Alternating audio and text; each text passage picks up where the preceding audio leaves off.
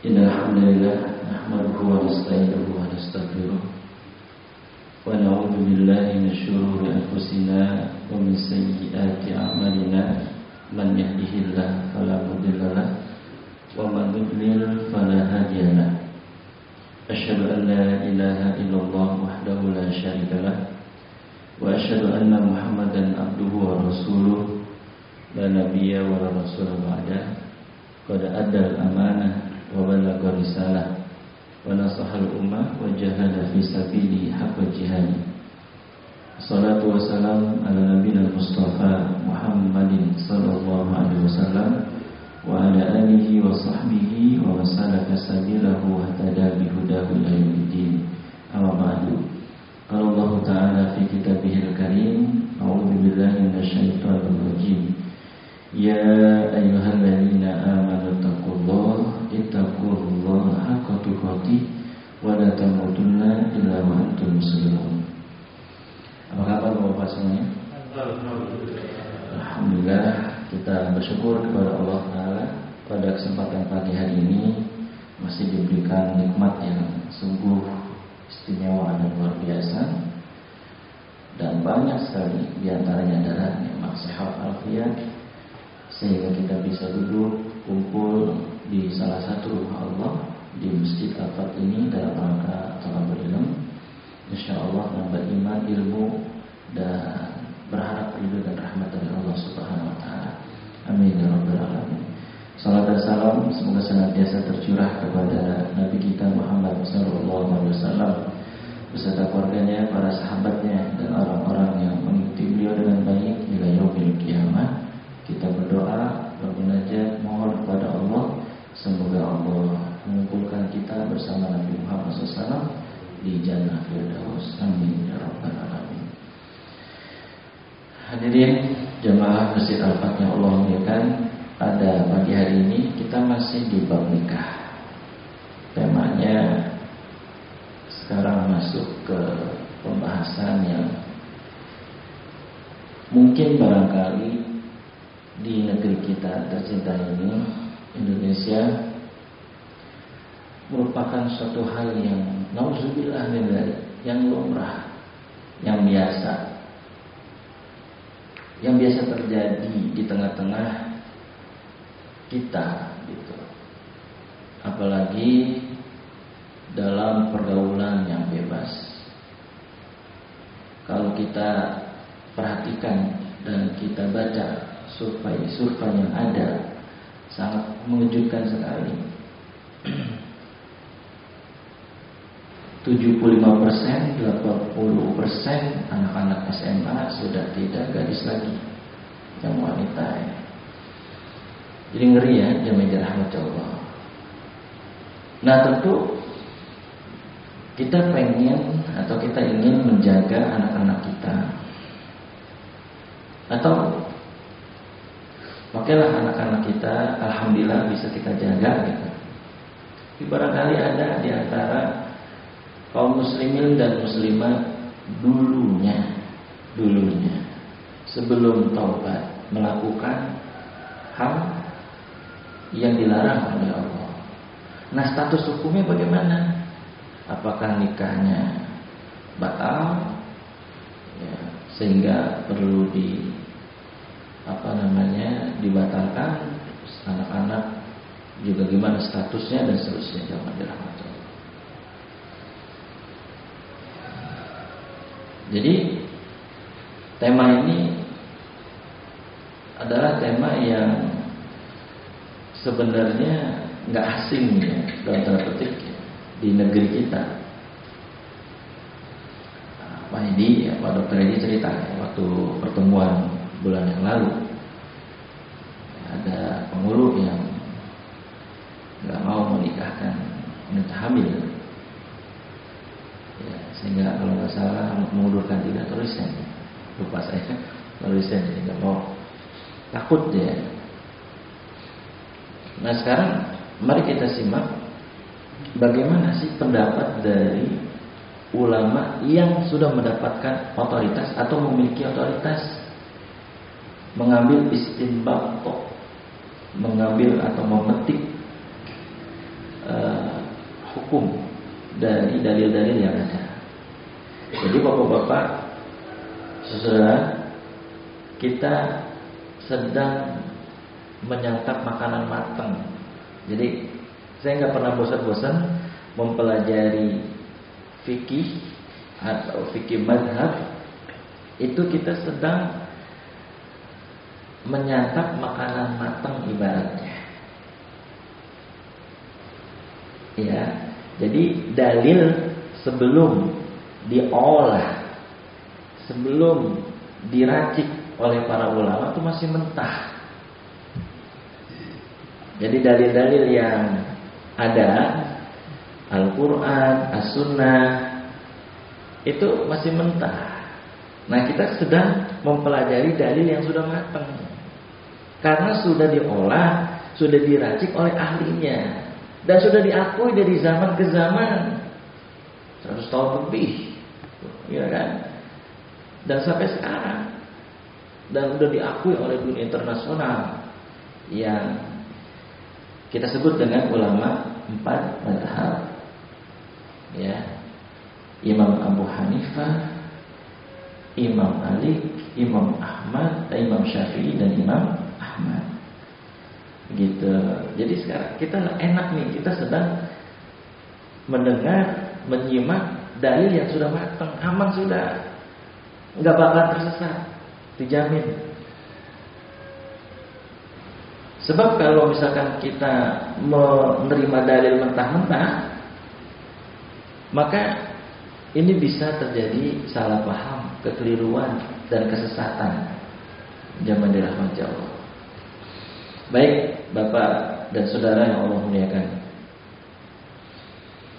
kalau ditanya sahkah menikahi wanita hamil di luar nikah menurut 4 mazhab, sebelum kita jawab, Bapak dan Saudara yang Allah muliakan, ada 2 kemungkinan. Ada 2 kemungkinan wanita hamil di luar nikah dinikahi. Nah, yang pertama, wanita tersebut pasangan zina pria yang ingin menikahi dirinya. Itu yang pertama, kemungkinan pertama. Habis berzina, laki-laki dan wanita berzina, kemudian setelah berzina hamil. Nah, pria ini pengen nikah sama wanita yang dizinahinya. Kemungkinan pertama. Kemungkinan kedua, wanita tersebut bukan pasangannya, atau hamil karena berhubungan badan dengan orang lain. Artinya wanita hamil ini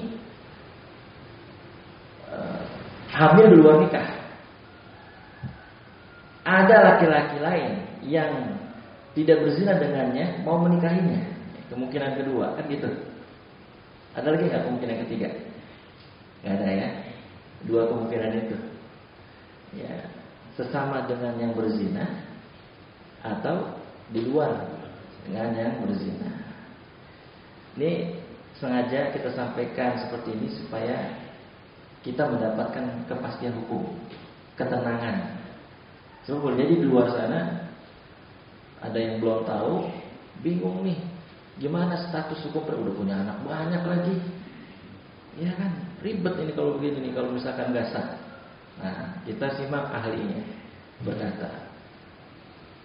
Nah, setelah kita mengetahui, jadi menikahi wanita hamil di luar nikah ada 2 kemungkinan. Berikutnya yang kita ketahui adalah, yang harus kita ketahui, bahwa hukum ini atau permasalahan ini, Bapak dan Saudara yang Allah muliakan, ada 3 pendapat dari ulama mazhab. Jadi dari pendapat-pendapat ini kemudian dirangkum menjadi 3 pendapat. Karena nanti ada ulama yang pendapatnya sama. Ya, kan ada 4 nih kita. Ada 4. Ada yang sama pendapatnya, ada yang berbeda. Nah, ini yang pertama, pendapat mazhab Malikiyah. Oh, ini Madzhab Malikiyah tegas, maksudnya keras ya, bahwa haram menikahinya. Artinya apa kalau haram menikahinya? Batal pernikahannya, ya kan? Nah, mungkin yang Pak Edi, Pak Dokter yang cerita, mungkin penghulu ini mengambil pendapat ini nih, mazhab Malikiyah. Jadi penghulu mau nikahin wanita hamil, dia nggak mau gitu, dia ngundurin diri, resign, ya takut gitu. Nah, mungkin kita hormatin. Baik. Yang kedua, Bapak dan Saudara yang Allah muliakan, mazhab Hanafiyah dan Syafi'iyah ini sama pendapatnya. Boleh dinikahi tanpa syarat. Kalau dalam bahasa Depok, roman-romannya nih, sepertinya Indonesia menganut ini, ya, menganut ini nih. Ya, penghulunya udah semangat kalau nikahin, ini ya. Karena ini ada pendapat yang seperti ini, yaitu pendapatnya mazhab Hanafiyah dan Syafi'iyah, boleh dinikahi tanpa syarat. Yang ketiga, mazhab Hanabilah ini Imam Ahmad bin Hanbal, boleh dinikahi dengan 3 syarat. Yang pertama, kehamilan yang telah berakhir. Artinya boleh dinikahi. Kok nggak ada ya? Jelas, nggak ada sinyal. Baik, bukan dari sini ya. Coba ini Ustaz. Dari tadi baru. Berapa?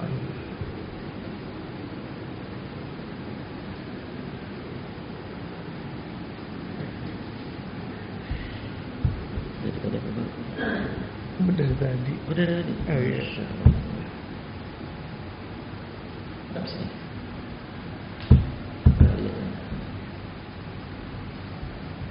Aplikasinya. Bisa dititik.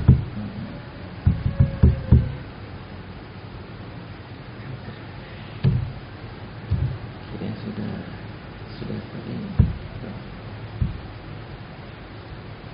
Kok bisa belum?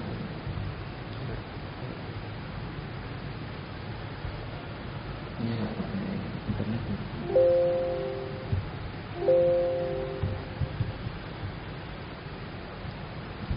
Duplikasi.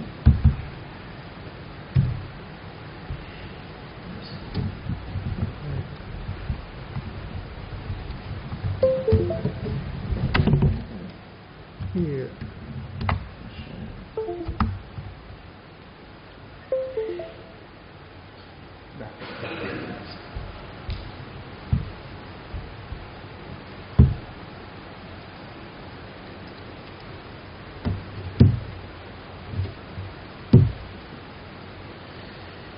Baik, mohon maaf ya, ternyata tadi belum muncul di layar ya.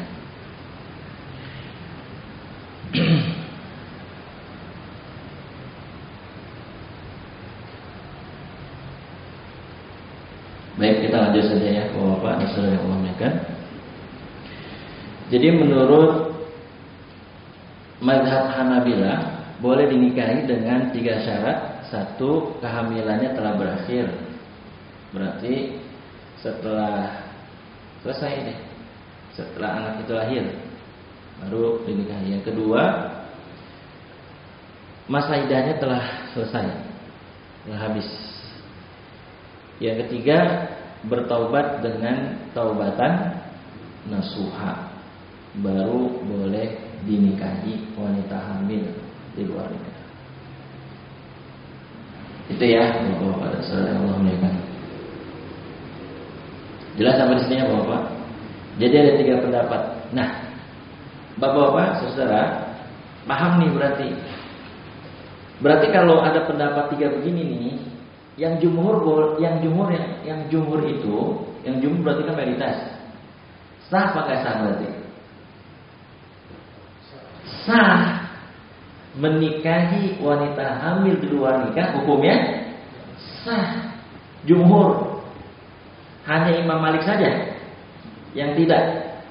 Berarti sebenarnya Hanafiyah, Syafi'iyah, Hanabilah mengatakan, menyampaikan istinbat, memetik daripada hukum setelah diracik, diolah, hukumnya sah menikahi wanita hamil 2 nikah. Jadi ketika nanti anaknya lahir itu nggak perlu diulang pernikahannya, gitu. Jelas ya Bapak? Gitu. Nah sekarang kita mau mengkaji argumentasi dari masing-masing pendapat. Kenapa Imam Malik pendapatnya demikian? Kenapa Imam Abu Hanifah, Imam Syafi'i, dan Imam Ahmad bin Hanbal berpendapat demikian?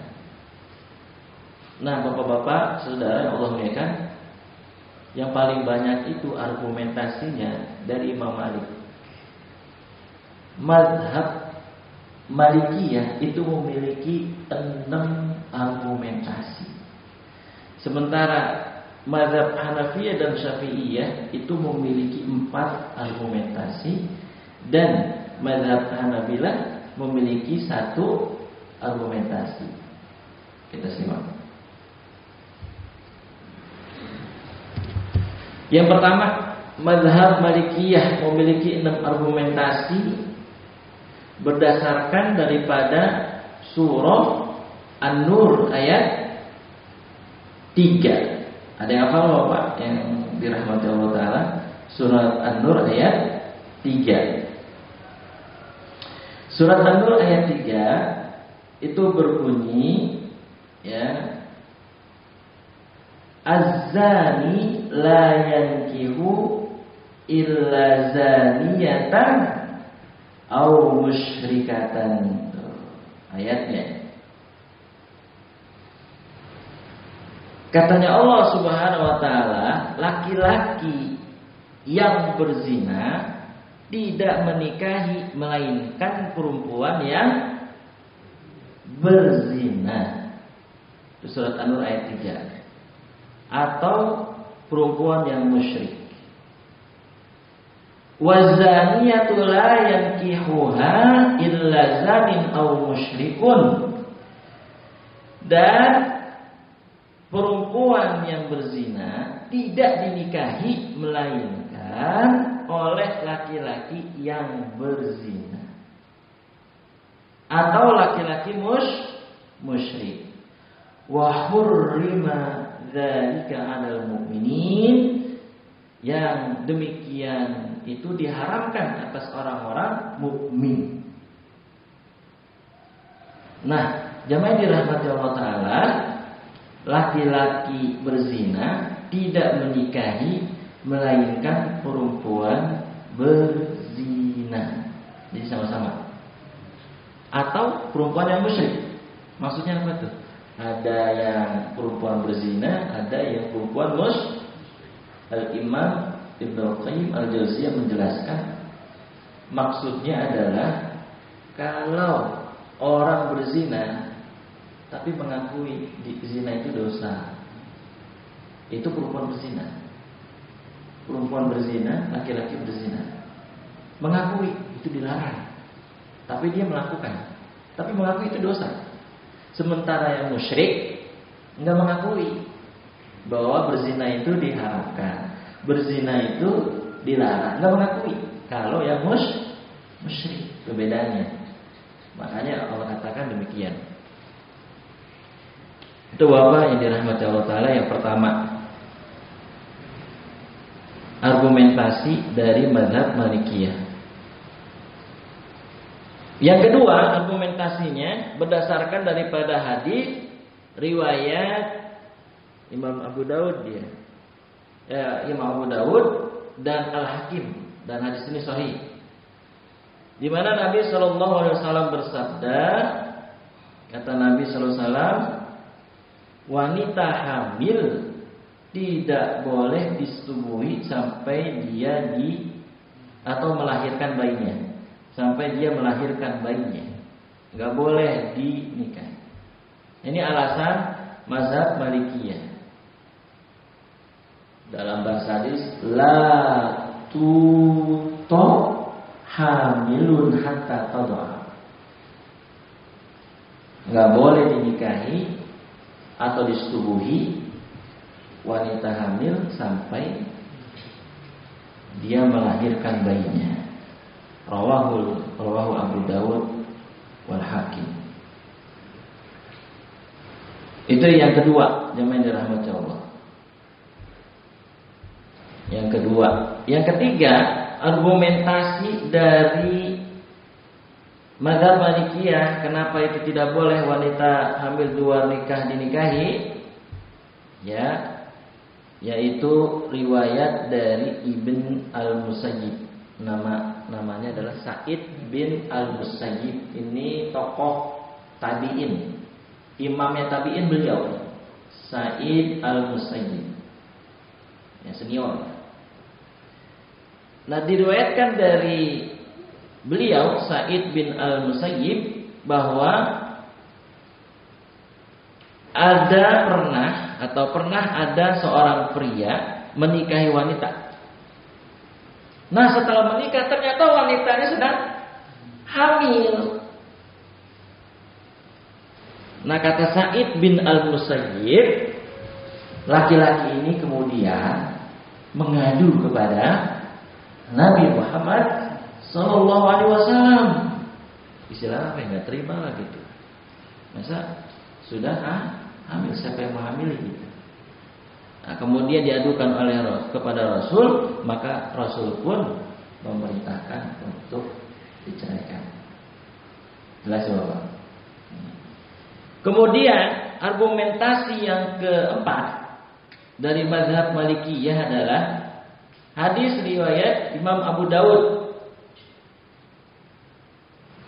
Imam Abu Dawud meriwayatkan hadis dari Nabi sallallahu alaihi wasallam, la yahillu li imri'in yu'minu billahi wal yawmil akhir an yuskiya ma'uhu zana ghaib.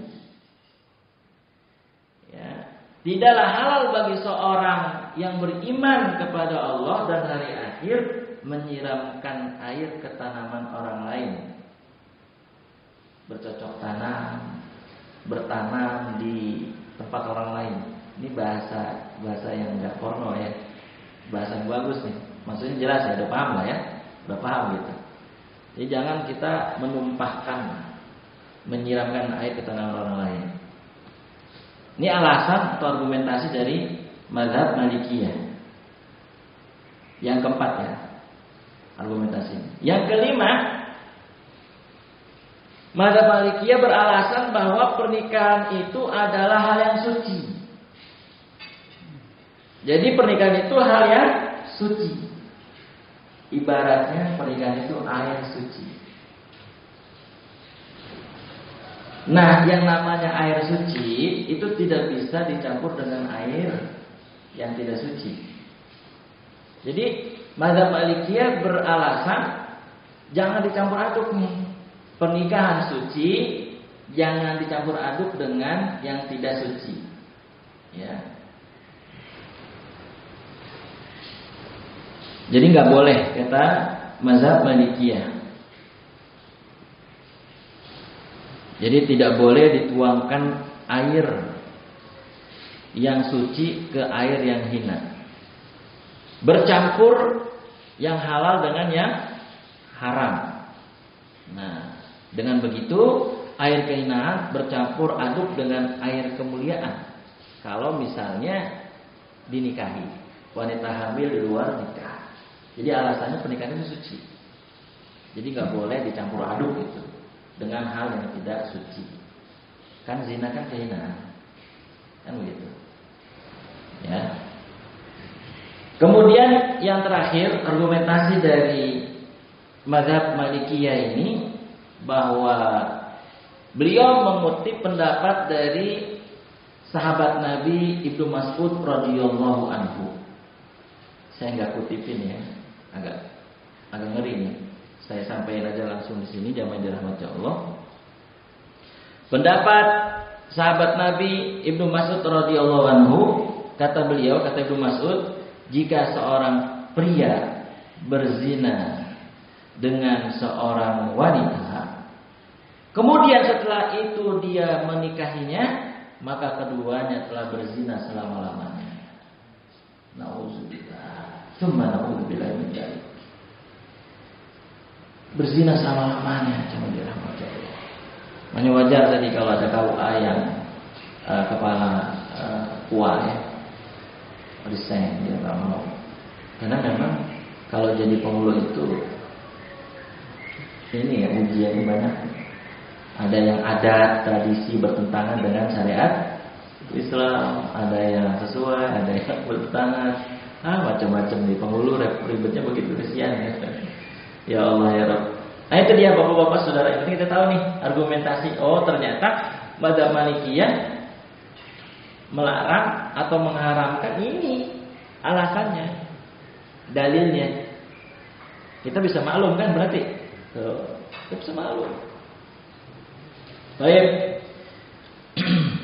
Yang berikutnya, mazhab Hanafiyah dan Syafi'iyah ini memiliki 4 argumentasi. Yang pertama terdapat di dalam surah An-Nisa ayat 24. Ya. Surat An-Nisa ayat 24 yang dirahmati Allah. Bunyi ayatnya, A'udzubillahi minasyaitonirrajim, wa uhilla lakum ma wara'a dzalikum an tabtagu bi amwalikum muhsinin. Telah dihalalkan bagi kalian yang demikian, yaitu mencari istri-istri dengan harta kalian untuk dinikahi, bukan untuk berzina. Ini argumentasi yang pertama, surat An-Nisa ayat 24, yang membolehkan tanpa syarat. Jadi nikah itu halal kan? Halal. Apapun kondisinya, mau berzina duluan atau tidak, kan ujungnya nikah. Nah nikah itu halal. Kalau halal tetap halal, nggak bisa haram. Misalnya ada orang mencuri buah pohon orang yang mencuri, haram kan ya? Tapi kalau dicuri, kalau dibeli pohonnya, jadi halal ya buahnya. Halal gitu maksudnya. Argumentasi dari mazhab Hanafiyah dan Syafi'iyah. Halal. Itu yang pertama. Yang kedua, penuturan dari Ibunda Aisyah radhiyallahu anha. Kata Ibunda Aisyah radhiyallahu anha, la yuharrimul haramul halal. Jelas, tegas dari Ibunda Aisyah bahwa perkara yang haram tidak bisa mengharamkan yang halal. Jelas ya? Apapun kondisinya, mau dia berzina sebelum nikah atau tidak, nikah tetap halal. Siapa yang bilang gitu? Maksudnya dia berargumentasi nggak bisa dihilang, nggak bisa yang haram, perkara yang haram kemudian tidak bisa mengharamkan yang halal. Jadi kalau sudah halal ya halal, sampai kiamat pun halal, nggak bisa jadi haram. Begitu tuh pendapatnya mazhab Hanafiyah dan Syafi'iyah. Yang ketiga, nah ini dia nih. Yang ketiga, menurut mazhab Hanafiyah dan Syafi'iyah sudah ijma. Ijma itu artinya telah sepakat. Siapa yang sepakat? Sahabat Nabi sallallahu alaihi wasallam radhiyallahu ajmain. Sahabat Nabi udah berijma. Siapa nih? Sahabatnya semua nih. Masya Allah ahli semua nih. Ahli hadis, ahli tafsir. Ada Abu Bakar As-Siddiq, ada sahabat Nabi Umar bin Khattab, ada sahabat Nabi Ibnu Umar, ahli hadis. Siapa Ibnu Umar? Anaknya Umar bin Khattab. Ya, memang ayah sama anak keren banget nih. Masya Allah pokoknya nih Ibnu Umar rajin dari kecil emang udah nampak dia. Nah digadang-gadang jadi khalifah setelah Umar bin Khattab anaknya. Tapi Ibnu Umar gak mau. Dia kayak uas gitu waktu ditawar. Jadi maunya ngajar aja karena DNA-nya ngajar. Emang kalau udah DNA-nya ngajar atau tausiah atau dakwahnya susah emang. Ya kan? Pernah ada karyawan nih keluar resign dari perusahaan. buat perusahaan sendiri. Emang dasar nggak ada DNA jadi bos kali ya? Tapi mudah sini ada suaminya. Maksudnya nggak ada buat perusahaan gitu. Orangnya nggak tegaan. Ya udah belum diker akhirnya. Ya jadi karyawan lagi sama bosnya. Karena dia punya mental yang ini nggak tegaan gitu. Jadi kalau ada anak buahnya begini dia langsung dikasih. Akhirnya udah bangkrut. Padahal dia niatnya bagus, luhur, mau nolong masyarakat sekitar dari yang nganggur-nganggur, jadi kerja. Ini mah kadang-kadang Indonesia begitu, sebagian besar gitu. Jadi udah dienakin, udah dikasih hati ya, minta jantung apa begitu, pasti minta apalah. Jadi kayaknya mentalnya itu ya, masya Allah gitu. Jadi udah disenengin, udah ditolong, tapi nggak tahu terima kasih.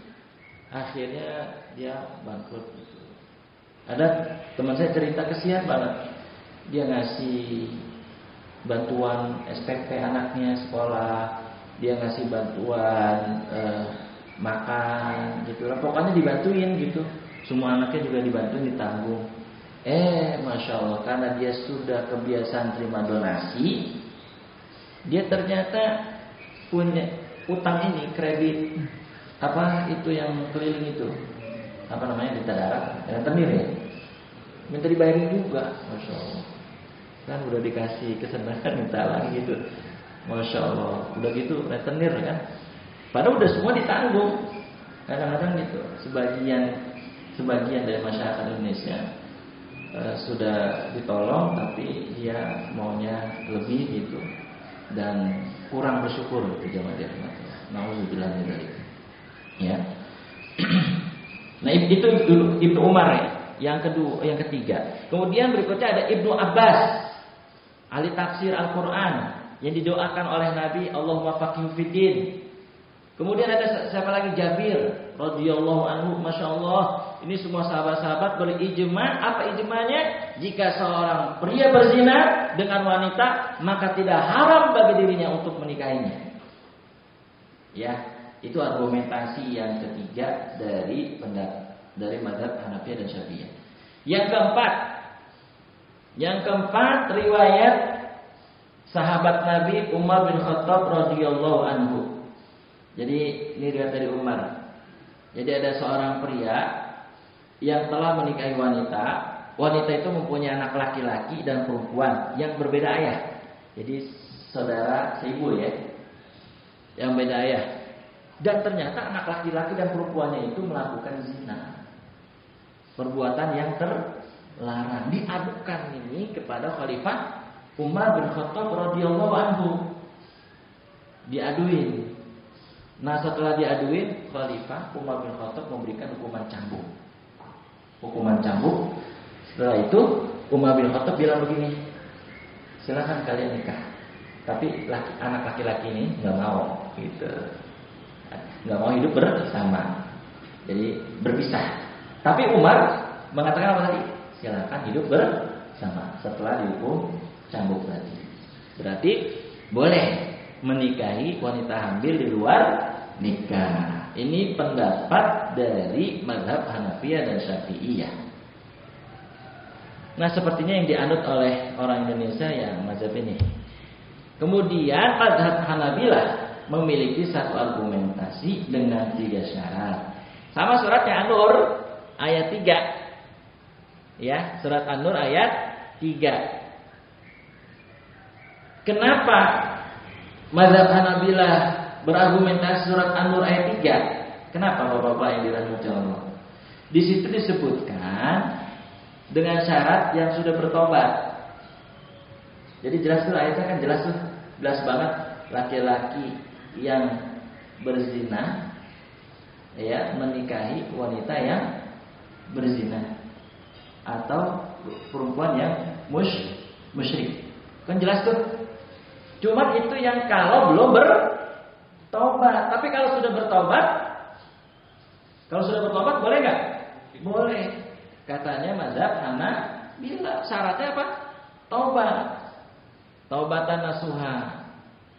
Nah, ketika memahami ayat ini, Imam Ahmad bin Hambal itu mengutip hadis Jadi menafsirkan surat An-Nur dengan hadis Nabi Muhammad sallallahu alaihi wasallam, Nabi pernah bersabda, "At-taib minadz-dzambi kamal la dzambalah."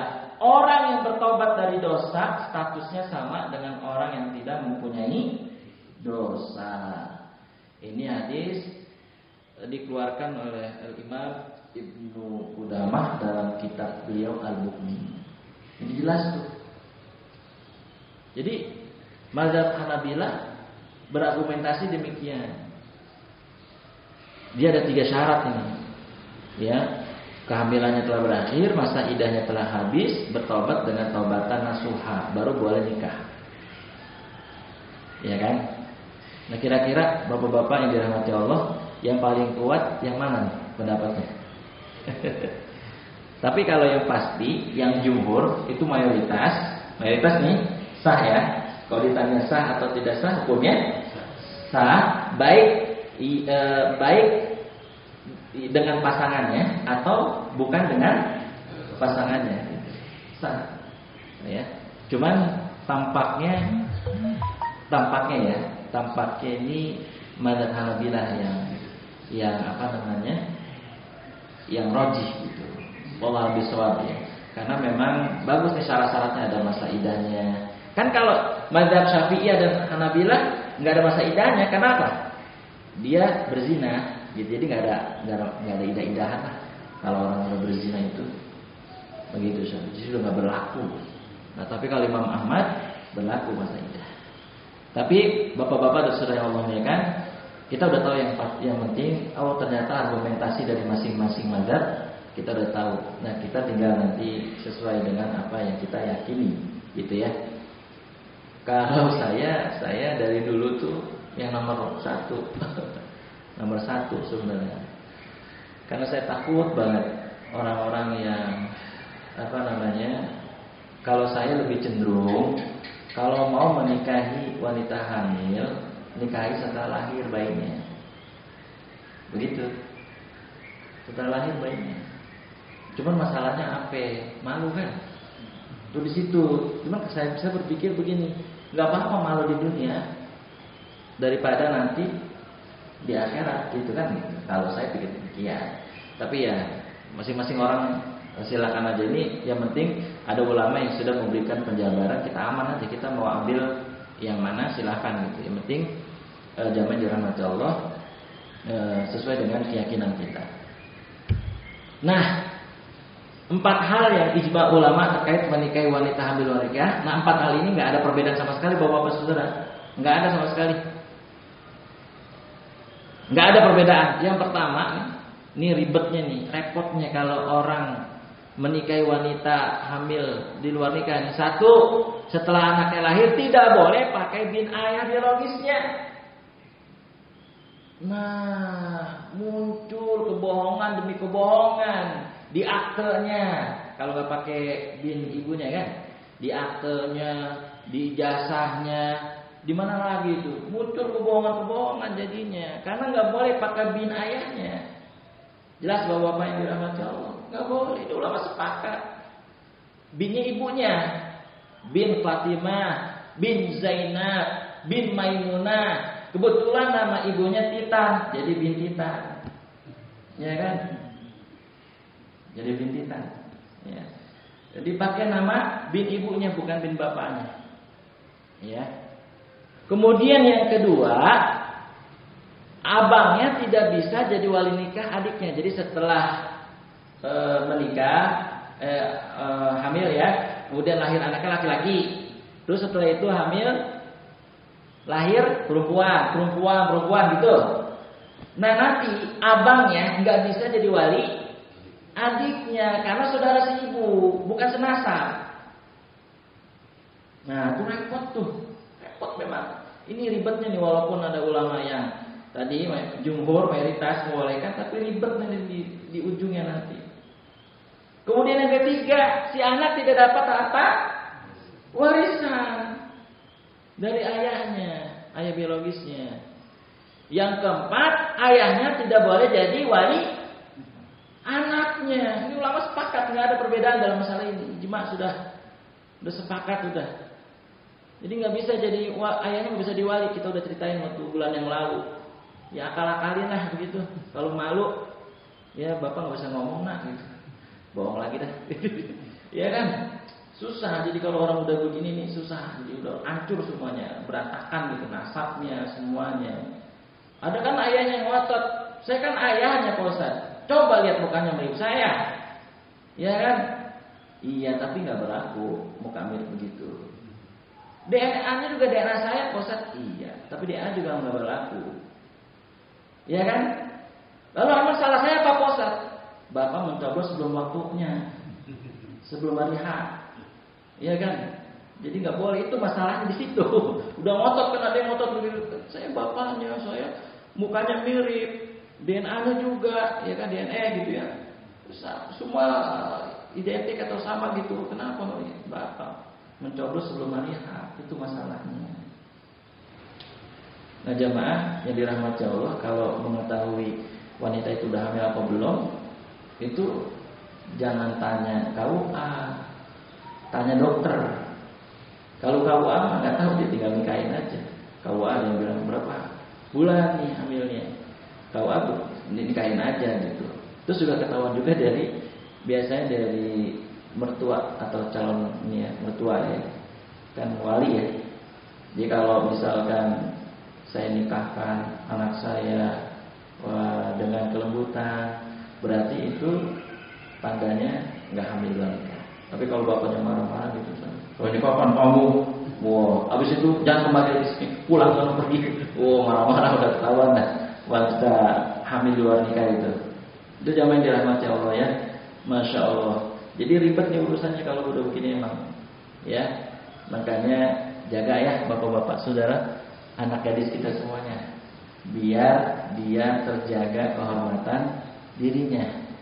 Jangan ikutin tren orang zaman sekarang. Sekarang malam apa nih? Ntar malam apa?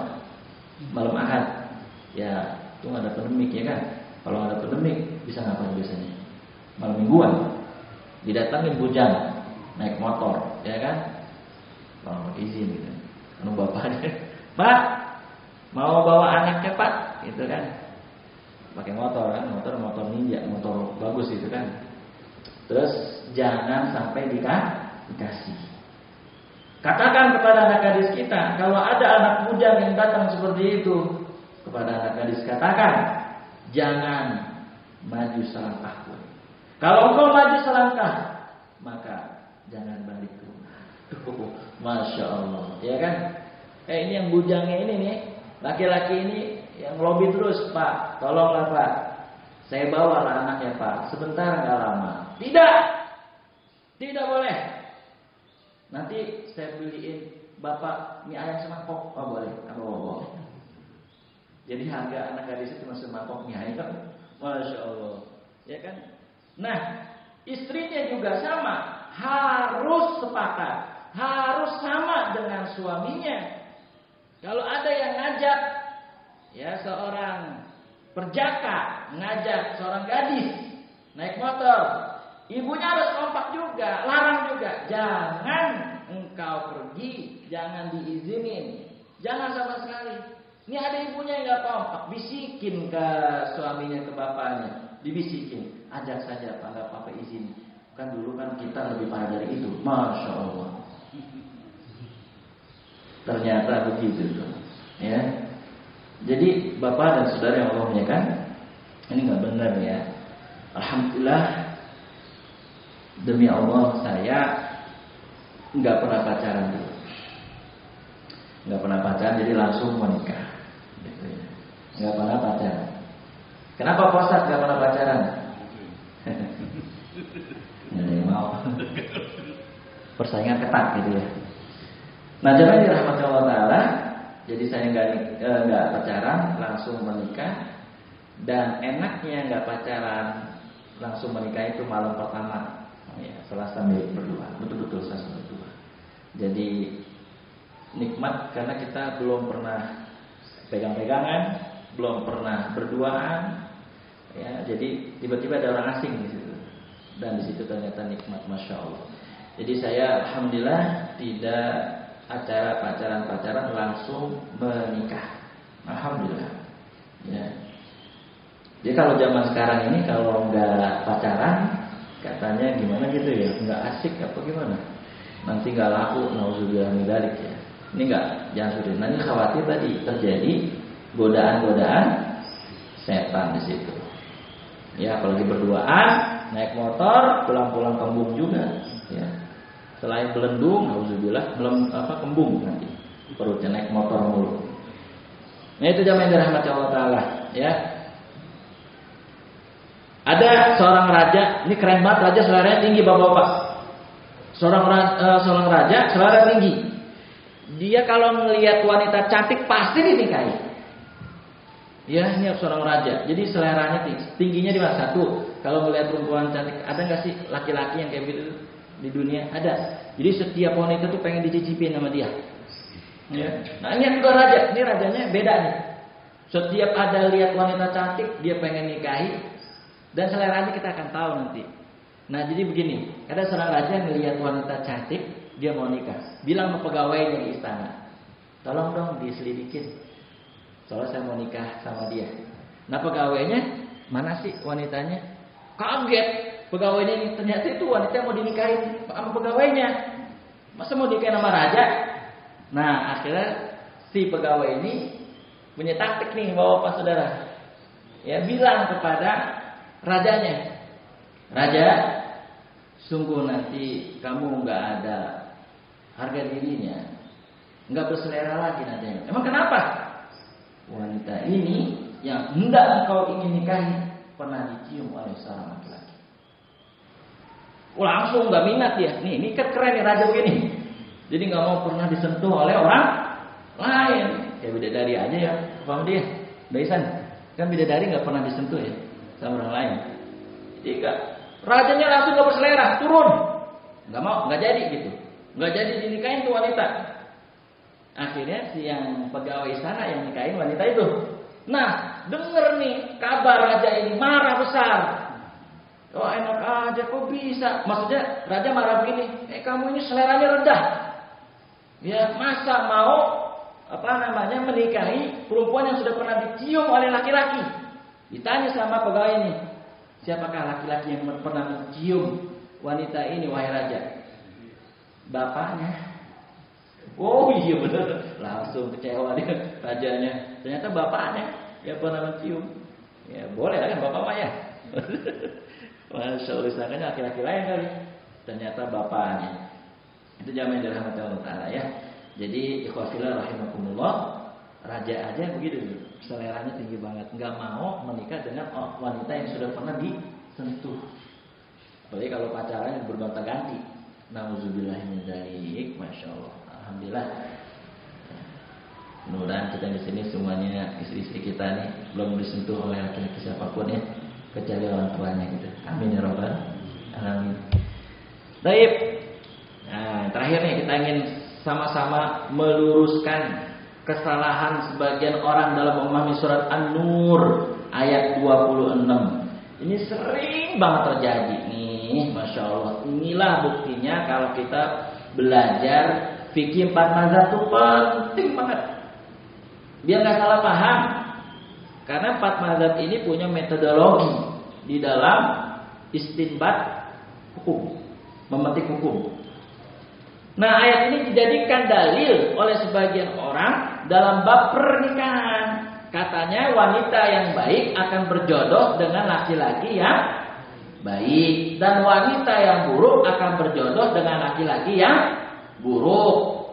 Pemahaman ini tidak tepat, baik dari sisi tafsirnya maupun fakta atau kenyataan yang ada. Bantahannya pertama, asbabun nuzul surat An-Nur ayat 26 itu terkait tentang hadisul ifki, berita bohong yang menimpa ibunda Aisyah radhiyallahu anha, difitnah dengan sangat keji oleh orang-orang munafik.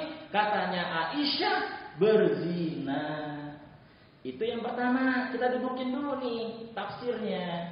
Yang kedua, tafsirnya ini terkait dengan ucapan keji dan ucapan ucapan baik. Jadi sebenarnya bapak-bapak dan saudara yang dirahmati Allah Ta'ala, ayat atau surat An-Nur ayat 26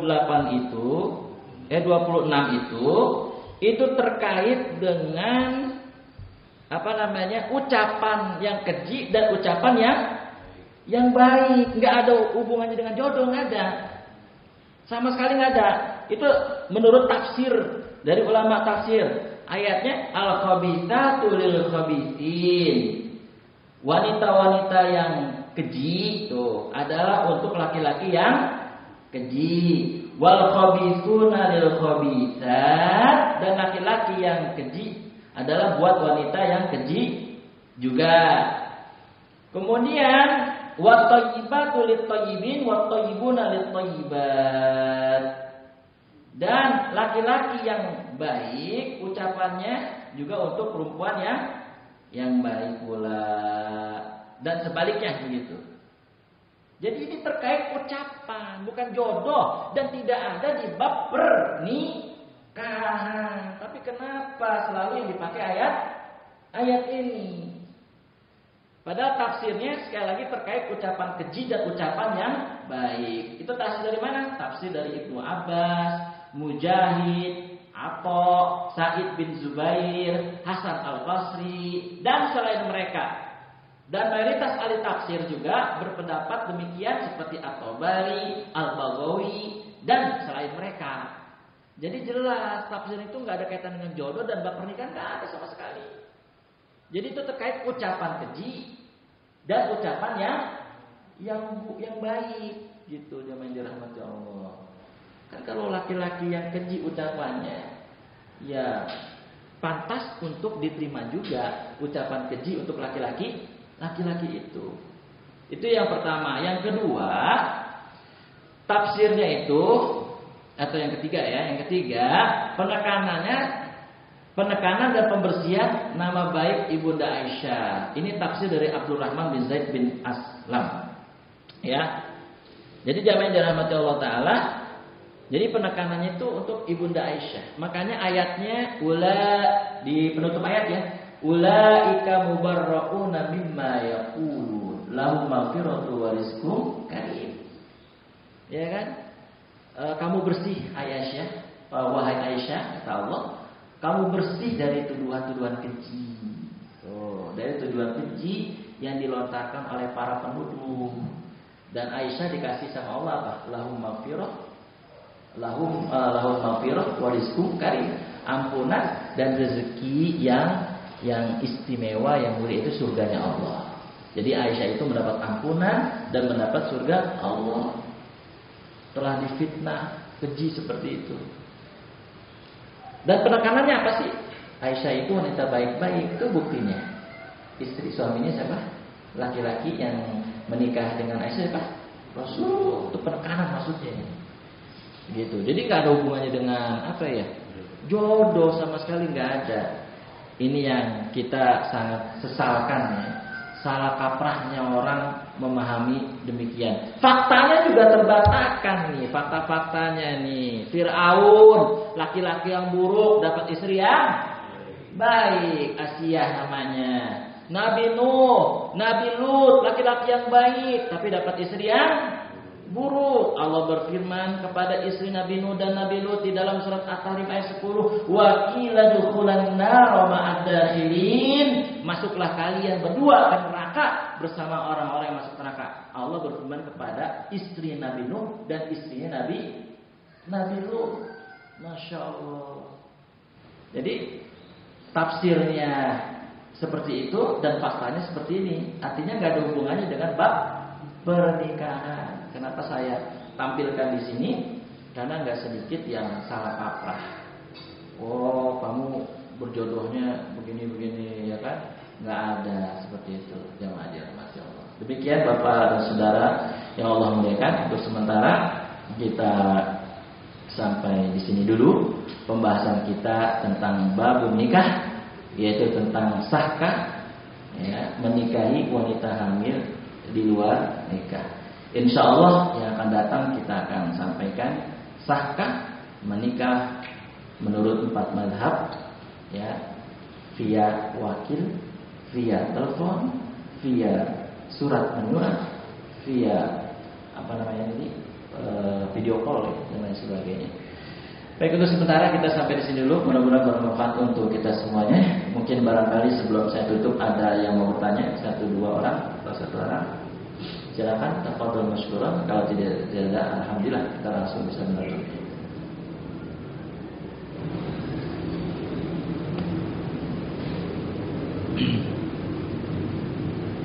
Oh, ya, baik.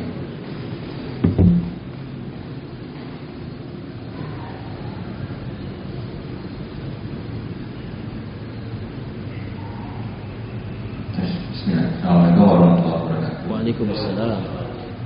Terima kasih Ustaz Salman. Banyak pertanyaan saya kemarin sudah terjawab lunas. Jadi saya banyak dan di saya foto beberapa hal karena menjadi pemahaman saya yang lebih mendalam. Ada satu yang agak menggelitik yang terkait dengan kesalahan tafsir surah An-Nur ayat 26. Memang secara awam berarti kemarin saya juga salah memahaminya. Karena seringkali kalau kemudian ada undangan nikah, kalau saya nggak salah ayat ini dipakai. Oh iya, betul. Jadi seolah-olah ini memang pengertiannya begitu. Ada kesan bahwa perempuan yang kecil atau orang yang kecil memang seolah-olah pasangan gitu. Saya mohon ada penjelasan tambah sedikit terkait dengan kekejian yang diucapkan itu sehubungan dengan kesan bahwa ini pasangan. Ini apakah arahnya ke berkomplot laki-laki yang perempuan yang berkomplot yang nggak salah ada cerita sahabat yang menanyakan tentang karena isu Aisyah jelas sampai ke mana-mana isinya, terus kemudian ada salah satu istri sahabat itu bilang menyampaikan ke suaminya, apa kamu nggak tahu bahwa istri Rasul Aisyah begini. Kemudian sahabat Rasul bilang, kamu lebih baik dari Aisyah apa enggak? Kalau kemudian ada orang yang bilang kamu itu berzina, apa yang menjadi pandanganku? Jangan percayalah, nah itulah yang saya yakini juga bahwa Ibu Aisyah tidak melakukannya. Jadi maksudnya apakah pasangan dalam artian bukan perjodohan, tapi sebagai satu kayak semacam komplotan itu. Kenapa disebutnya laki dan perempuan bukan kumpulan laki-laki yang sama-sama tukang punah gitu ya, tukang bikin hoax gitu. Atau bagaimana nih pengertiannya biar mohon tambahannya. Baik. Terima kasih Pak Tadi. Jadi begini, ketika Ibunda Aisyah difitnah dengan sangat keji, itu ada sahabat Nabi yang dimaksud oleh Pak Tadi itu maksudnya adalah sahabat Nabi yang bernama Abu Ayyub Al-Ansari. Abu Ayyub Al-Ansari pulang dari kerja, kemudian Ummu Ayyub ini mengatakan kepada suaminya, suamiku, Aisyah begini begitu, ya kan? Aisyah begini begitu gitu. Udah dengar belum kamu gitu kan? Berita tentang Aisyah? Iya, aku sudah dengar. Gitu. Kan gitu kata Abu Ayyub. Lalu ternyata istrinya Abu Ayyub begitu kena juga dia ke makanya Allah sesalkan kan ayat 12-nya surat An-Nur, coba dilihat lagi surat An-Nur ayat 12-nya. Allah menyesalkan tindakan orang-orang mukmin, termasuk ini nih Ummu Ayyub nih, ya. Terus akhirnya Abu Ayyub bilang begini kepada istrinya, kalau engkau ya berselingkuh, berzina di belakangku, gimana?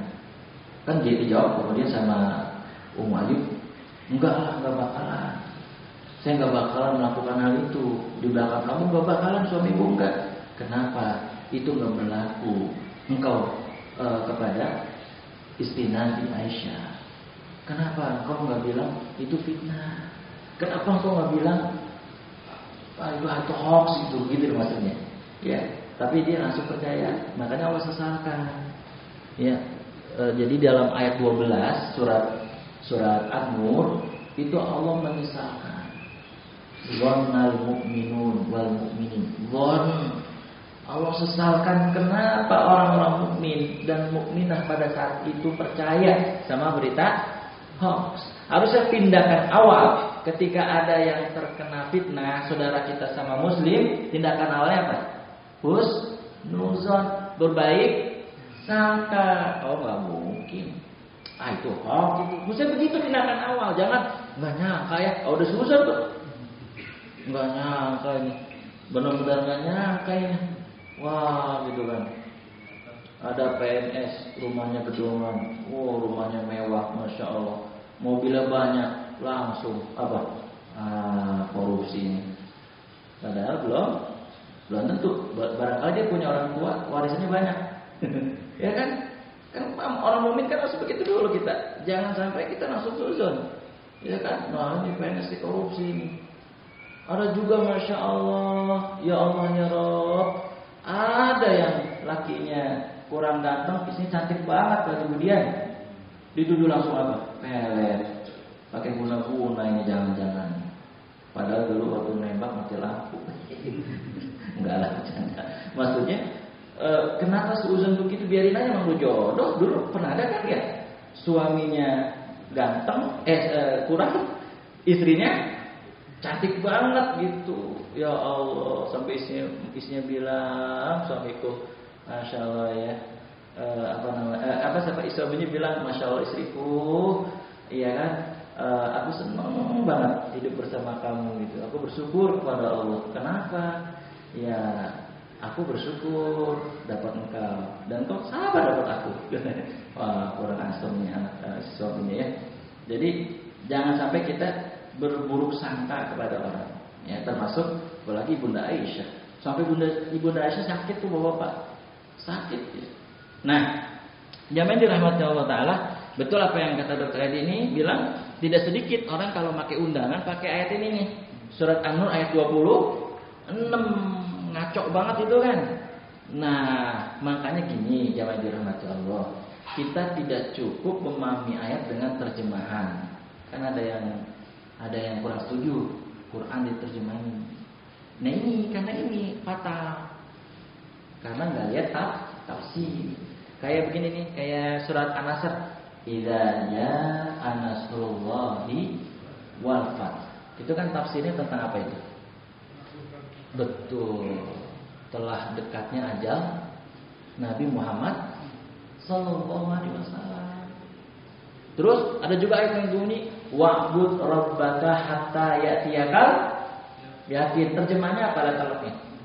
Sembahlah olehmu Tuhanmu sampai datang keyakinan kan? Tafsirnya enggak begitu. Tafsirnya apa? Sembahlah olehmu Tuhanmu sampai datangnya ajal. Al-yaqin ditafsirkan sebagai ajal. Kalau terjemahan salah paham kan jadinya. Bunuhlah orang-orang kafir semuanya. Langsung salah paham dah tuh. Maksudnya itu dalam medan perang. Ya iyalah, masa dalam medan perang nggak ada dibunuh, ya kita yang bunuh, kan begitu.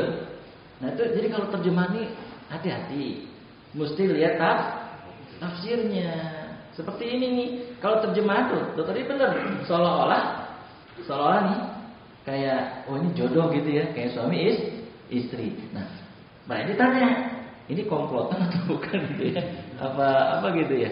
Nah sebenarnya sesuai dengan tafsir yang dijelaskan oleh Mujahid atau tadi itu terkait dengan ucapan keji dan ucapan yang baik gitu ya.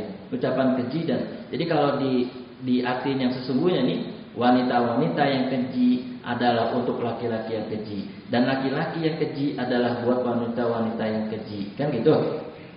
Dan wanita-wanita yang baik adalah untuk laki-laki yang baik dan laki-laki yang baik adalah untuk wanita yang baik pula. Mereka yang dituduh itu bersih dari apa yang dituduhkan oleh mereka. Yang menuduh itu bagi mereka ampunan dan rezeki yang mulia, itu surganya Allah Subhanahu wa ta'ala. Jadi jamaah dirahmati Allah, ya kita kalau misalkan ahli tafsir dari sahabat Nabi, dari ulama ahli tafsir berkata bahwa itu terkait ucapan bukan jodoh, ya terkait ucapan, kan memang ucapan keji nih siapa yang dituduhkan ke Ibunda Aisyah itu ucapan yang sangat keji. Dan ini bisa masuk ke surah Al-Hujurat ayat 12. Ya, Al-Hujurat ayat 11 atau 12 itu yang bunyinya la yaskharu qaumun min qaum asa ayakunu khairum minhum wala nisa'un min nisa'in asa ayakunna khairum minhunna. Janganlah laki-laki itu mengolok laki-laki yang lain atau suatu kaum mengolok kaum yang lain atau kelompok wanita mengolok kelompok wanita yang lain dengan memberi lakop-lakop gelar-gelar yang enggak baik, yang buruk untuk mereka. Jadi bisa jadi ini adalah bukan bisa jadi ini ditunjukkan kepada mereka-mereka yang menuduh Ibunda Aisyah sebagai ucapan yang keji, fitnah yang keji. Itu nggak benar gitu, Pak. Makanya di tafsir lain yang ditafsirkan oleh Abdurrahman bin Zaid Aslam itu mengatakan bahwa itu penekanan untuk siapa? Ibunda Aisyah nggak melakukan itu, bersih dari tuduhan-tuduhan keji itu. Ya, jadi udah ditegaskan gitu oleh ulama tafsir lain itu Pak. Jadi ini kalau ditanya kalau perjodohan atau suami istri yang pasti bukan. Kalau komplotan bisa jadi. Siapa yang disebut komplotan? Munafik. Komplotan munafik. Memang yang menyebarkan fitnah siapa? Komplotan orang-orang munafik. Iya kan? Yang diketuai oleh Abdullah bin Ubay bin Salul. Itu komplotan orang munafik memang kerjanya membuat fitnah-fitnah keji. Fitnah keji. Ya, ada seorang Habib yang difitnah keji kan, revolusi berdarah. Ya, terus juga ini kata-kata saya belum pernah mengucapkan dari sejak lahir sampai sekarang saya belum pernah mengatakan kata-kata lon titik-titik gitu ya. Enggak pernah tuh. Ini juga saya enggak jadi. Enggak pernah. Sekalipun enggak pernah, saya enggak pernah. Saya enggak pernah sekalipun mengucapkan kata-kata itu. Tapi kalau mohon maaf kata-kata pelacuran pernah saya. Tapi apa bedanya sih pelacuran nama itu? Ada ya bedanya ya? Nah maksud saya begini, kalau yang dikatakan lon titik-titik memang dia ngaku, berarti yang menuduh ini gak kena had qadzaf, gak kena karena dia ngaku gitu. Kecuali kalau dia enggak, ternyata nauzubillah masya Allah dia ngaku, bahkan dia bukan mantan, masih katanya dari mulutnya sendiri.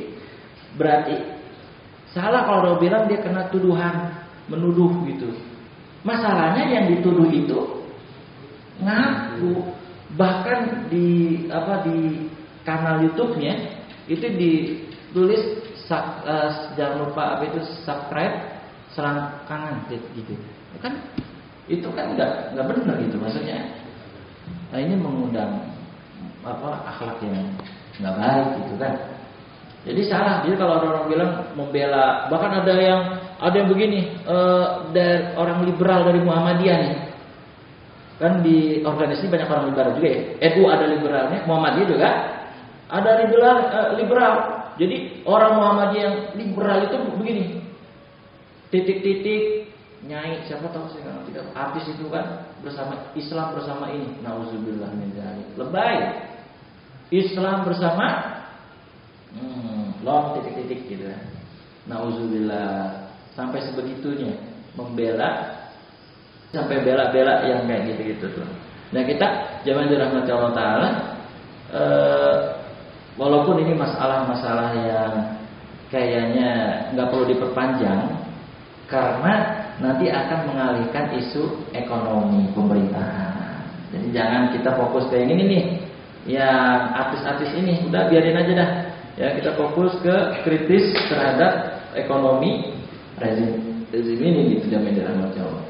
Jadi kita mah netizen ini mudah terpengaruh dengan memviralkan ya kan, viralin ini, viralin itu. Dulu ada yang saya nongkrongnya di Mall Mewah gitu kan, diviralin juga, akhirnya jadi terkenal.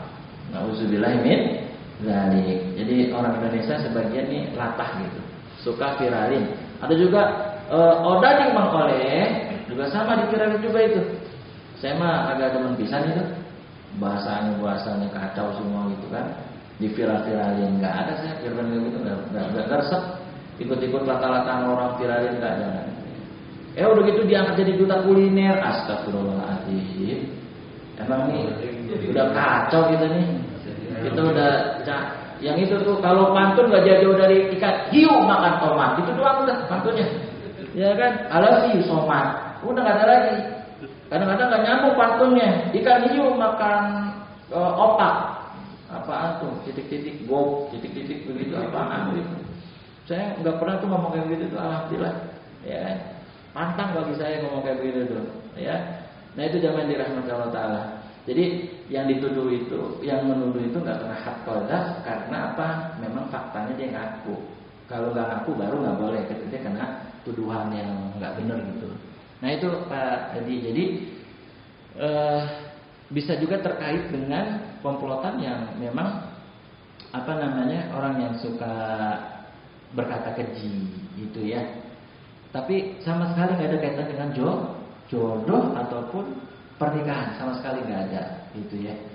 Tapi kalau biasanya memang kalau orang yang begini bergaulnya juga sama orang begini, orang yang begitu bergaul juga sama orang begitu gitu ya. Orang munafik dengan orang munafik, orang mukmin dengan orang mukmin gitu jamaah-jamaah. Jadi setelah kita tahu kekeliruan dari tafsir memahami surat An-Nur ayat 26, ya ntar kalau nikahin anak jangan pakai lagi itu ayat ini karena menyesatkan gitu. Menyesatkan banget. Ya nggak ada hubungan, jauh banget. Nggak ada ulama yang menafsirkan pernikahan, nggak ada. Jauh. Jadi semua ulama menafsirkan tentang bantahan-bantahan yang dilakukan oleh orang munafik terhadap ibunda Aisyah. Enak aja kalian mengatakan ibunda Aisyah keji, buruk. Tuh lihat suaminya baik banget. Suaminya itu Rasulullah SAW. Jadi Allah pengen, nggak mungkin gitu. Allah pengen nyampein ke orang-orang, nggak mungkin. Makanya Allah nyesel gitu dalam ayat An-Nur 12. Kenapa sih orang-orang mukmin percaya banget sama Allah kayak begitu? Kenapa? Mari bapak-bapak, kalau ada berita dari saudara kita yang mukmin tentang hal-hal yang kurang enak, pertama yang kita lakukan, dia nggak begitu, ya, dia orangnya baik, dia orangnya nggak seperti itu. Ini jangan langsung percaya. Kalau langsung percaya dosa sudah. Dosa apa? Suuzon. Ya, jadi demikian ya. Kalau mungkin jawaban saya kurang pas, ya nanti bisa kita lanjut lagi yang akan datang.